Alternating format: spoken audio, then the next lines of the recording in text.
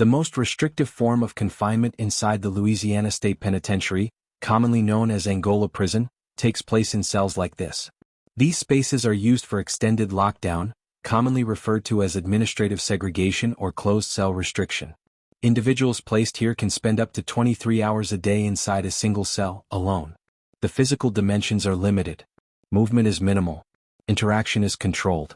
The routine is consistent. Doors open and close at fixed times. Meals are passed through a slot. Recreation, when permitted, often takes place in another enclosed space, separated from others. There is no direct contact. Angola Prison is the largest maximum security prison in the United States. It sits on approximately 18,000 acres of land in rural Louisiana, built on the site of a former plantation. The prison houses thousands of inmates, including those serving life sentences. A significant portion of its population will never be released. Within this system, restrictive housing has been used as a method of control and discipline. Records from the Louisiana Department of Public Safety and Corrections confirm that individuals can remain in these units for extended periods, sometimes measured in years. In the past, some inmates were held in isolation for decades. One of the most documented cases involved members of what became known as the Angola 3. Court records and investigative reporting show that Herman Wallace and Albert Woodfix each spent more than 40 years in solitary confinement. Their cases drew international attention and raised legal and human rights concerns about prolonged isolation. Their confinement conditions were consistent with what is seen here. A cell. Limited light. Restricted movement. No physical contact with other inmates. Communication reduced to brief exchanges through barriers. Research from the American Psychological Association and other institutions has documented the effects of long-term isolation. These include increased risk of anxiety, depression, difficulty concentrating, and disruptions in sleep patterns. These findings are based on controlled studies and documented observations across multiple correctional systems, including Angola. In this environment, time is not marked by external events. There are no changing landscapes, no shifting surroundings, only routine. The same walls, the same light, the same limited space. Daily schedules are enforced by correctional staff. Movement is dictated by institutional rules. Inmates do not control when the lights turn on or off. They do not choose when meals arrive. They do not decide when doors open. The structure is fixed. This level of control is intentional. Correctional officials have stated in public reports that restrictive housing is used to manage individuals considered high risk, either for violence, rule violations, or security threats within the facility. At Angola, this has included inmates involved in gang activity, repeated disciplinary infractions, or incidents involving staff or other inmates. But documentation also shows that placement in these units has not always been temporary. Legal challenges over the years have questioned the duration and conditions of confinement. In 2015, a federal lawsuit challenged the use of prolonged solitary confinement at Angola. The case argued that holding inmates in isolation for decades violated constitutional protections against cruel and unusual punishment. The case resulted in a settlement. Following that settlement, some inmates were released from long-term isolation into less restrictive housing units. However, the practice of segregation itself was not eliminated. It remains part of the institution's operational structure. Inside these cells, there is little variation. The light does not change significantly throughout the day.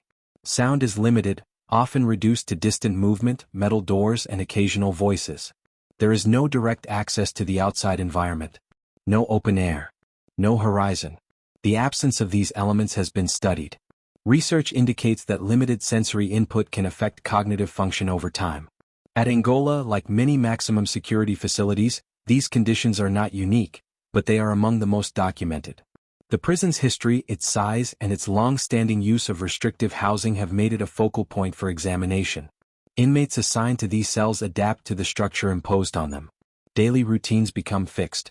Time is measured in repeated actions. Meals, counts, short periods outside the cell, then return. This cycle continues without variation. There are no personal modifications allowed in many of these units.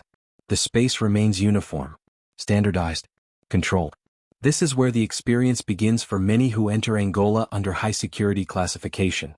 Not in open yards. Not in communal areas. But here. In a space designed to limit movement, interaction, and change. A space that remains the same regardless of how much time passes.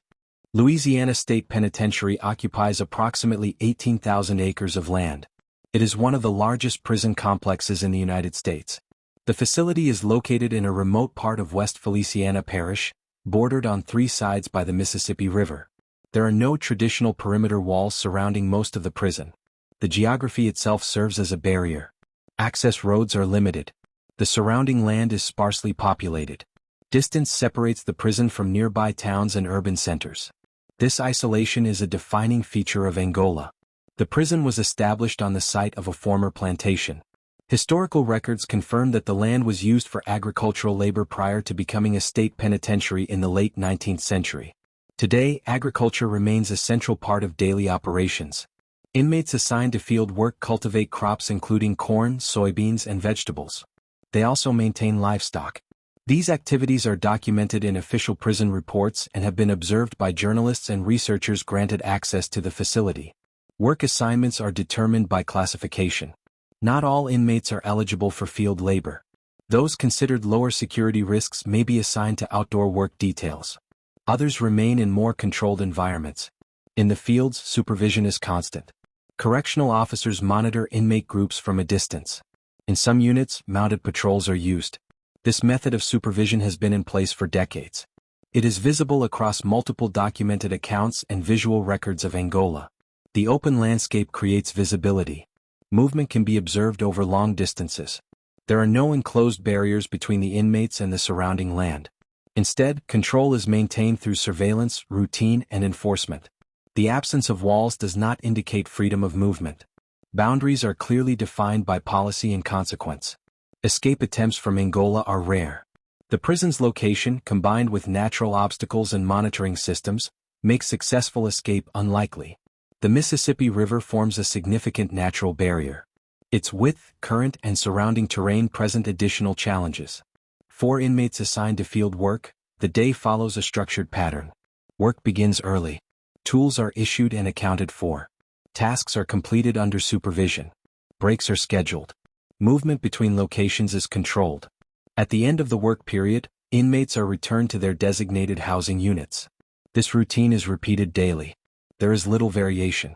The environment remains constant. Exposure to the elements is part of the experience. Heat, humidity, and seasonal changes affect working conditions. Louisiana's climate includes long periods of high temperatures. Documented reports have noted concerns about heat exposure during field labor. These concerns have been raised in legal filings and advocacy reports over time. The prison administration has maintained that work assignments are managed within operational guidelines. Oversight of these conditions has been subject to ongoing review. The scale of the land shapes the structure of the institution. Different housing units are spread across the property. Transportation between areas is controlled and limited. Distances are measured in miles. Movement is not immediate. This physical separation contributes to the overall sense of containment. Even outside enclosed spaces, the environment remains controlled. For many inmates, especially those serving life sentences, this land becomes the full extent of their physical world. Louisiana has historically imposed high rates of life sentences without parole. Public records indicate that a large percentage of Angola's population will remain there for the rest of their lives. There is no scheduled release. No transition back into society. The prison operates as a permanent residence for these individuals.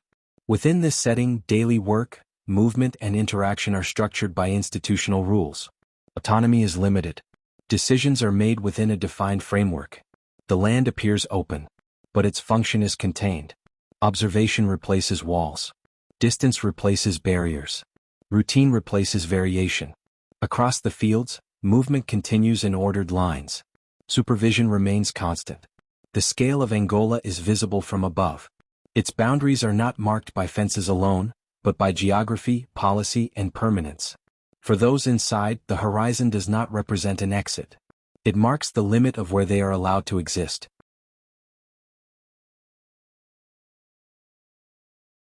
At Angola, time is not only measured in days. It is measured in sentences that do not end. Louisiana has one of the highest rates of life imprisonment in the United States. Public records and sentencing data confirm that a significant portion of the prison's population is serving life sentences without the possibility of parole. For these individuals, there is no scheduled release date. No defined endpoint. This condition shapes the structure of daily life inside the institution. In housing units like this, routine replaces progression. Days begin and end on a fixed schedule. Wake-up times are set. Counts are conducted multiple times a day. Meals are distributed at consistent hours. Movement between spaces is regulated. There is no variation tied to personal milestones. No anticipation of discharge. For inmates serving long or indefinite sentences, time becomes cyclical. Activities repeat. Work assignments, when granted, follow the same pattern. Housing assignments may change, but the system remains constant. The physical environment reinforces this continuity. Rows of identical beds. Uniform storage. Standardized spacing. Each position mirrors the next. The design is functional. It allows for supervision, movement control, and efficient counting. There is little room for personalization. Policies restrict the amount and type of personal property allowed. What remains is a uniform living space. Correctional staff maintain oversight of these units. Their presence is continuous. Movement within the dormitory is monitored. Entry and exit points are controlled. Inmates must account for their location at all times.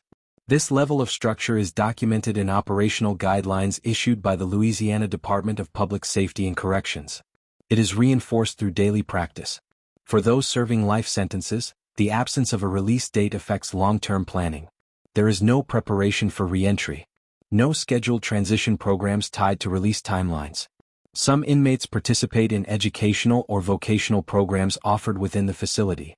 Angola is known for certain institutional programs, including a prison seminary and work-based training initiatives. These programs have been documented by journalists and researchers. Participation is selective. Eligibility depends on classification, behavior, and available space. Even with access to these programs, the broader context remains unchanged. Completion does not alter the sentence. It does not lead to release. The structure of time continues without interruption. In this environment, aging becomes part of the institutional process. Medical reports and correctional data show that Angola houses a growing population of elderly inmates. Some require assisted care. Facilities within the prison have been adapted to accommodate individuals with limited mobility. This includes designated housing areas and medical units. The presence of long-term inmates has led to the development of internal support systems. In some cases, inmates are assigned to assist others with daily tasks under supervision. These arrangements are documented in correctional reports and have been observed in independent investigations. They operate within strict guidelines. They do not replace formal medical care. They exist as part of the institution's internal structure. Across the dormitory, movement remains slow and consistent. There is no urgency tied to departure. No preparation for exit. Personal timelines are not defined by external deadlines. They are defined by institutional schedules. Communication with the outside world is limited. Phone access is regulated. Visitation is controlled by policy, availability, and distance. Angola's remote location affects visitation frequency. Travel to the facility requires significant time. For many inmates, especially those from urban areas, regular visits are difficult to maintain. This separation is documented in correctional data and has been cited in studies examining family contact and incarceration. Within the dormitory, the passage of time is visible in small changes. Hair grays. Posture shifts. Movement slows. These are gradual changes. They occur within the same environment, under the same lighting, between the same rows of beds. There is no external marker to distinguish one year from the next. Calendars may be present, but they do not alter the outcome. The sentence remains. The structure holds. For individuals serving life without parole, the concept of completion is removed from the system. The institution does not prepare them for release because release is not scheduled to occur. Instead, the focus remains on management. Order. Continuity. The dormitory reflects this approach. It is not transitional. It is not temporary. It is designed for long-term occupancy. In some cases, permanent. The environment does not change in response to time served. It remains constant, structured, controlled. Across the room, beds remain aligned. Lights remain fixed. Schedules remain unchanged. Time passes, but within Angola, it does not move toward an exit. It remains contained within the system itself.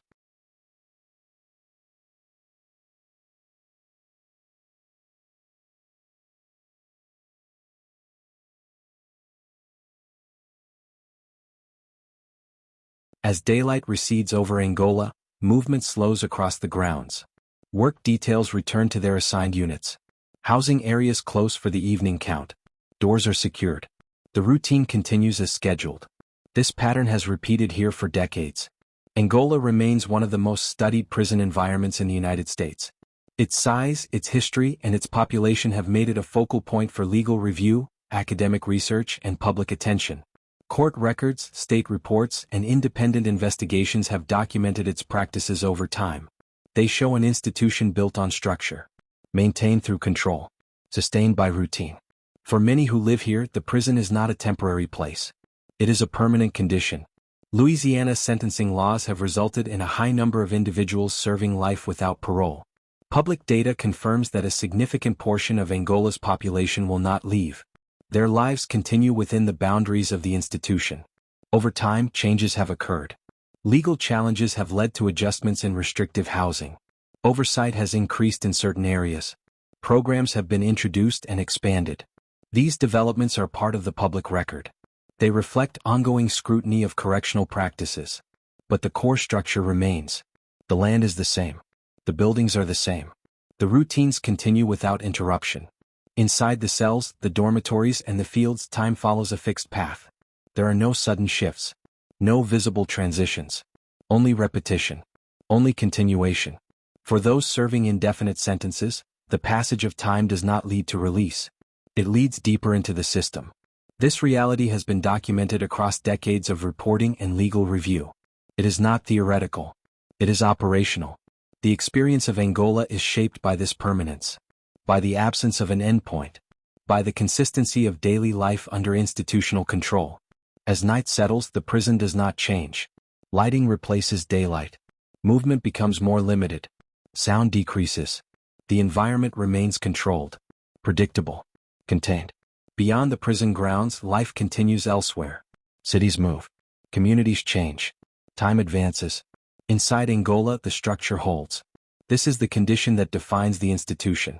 Not a single moment. Not a single event. But a continuous, documented system that persists over time. A system where the boundaries are fixed. Where movement is regulated. Where release for many does not come. The camera remains still. The light fades. Nothing shifts. If this account has helped you understand the documented reality of Angola Prison, you can continue the conversation. You can share your perspective. You can engage with others who are examining these systems. And you can follow for further factual reporting grounded in verified records and lived institutional experience. The image holds. The silence remains.